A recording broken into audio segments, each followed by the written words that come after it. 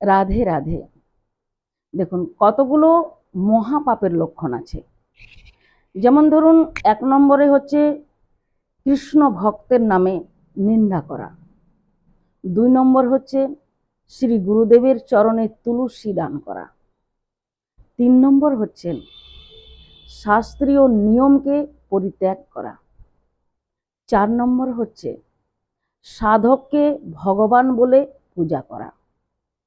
5 নম্বর হচ্ছে অবৈধ স্ত্রী পুরুষের সঙ্গ করা। 6 নম্বরে হচ্ছে ধর্মের নামে মদ্য ও নেশা পান করা। 7 নম্বর হচ্ছে যাকে তাকে ভগবান বানানো। 8 নম্বর হচ্ছে ধর্মের নামে কৃষ্ণ সেবাকে পরিত্যাগ করা। 9 নম্বরে হচ্ছে শাস্ত্র বহিরাগত মত পথকে ধর্ম ভাবা। এই 9টি হচ্ছে মহাপাপের লক্ষণ। এই মহাপাপের লক্ষণ থেকে সাধক সব সময় দূরে থাকবেন।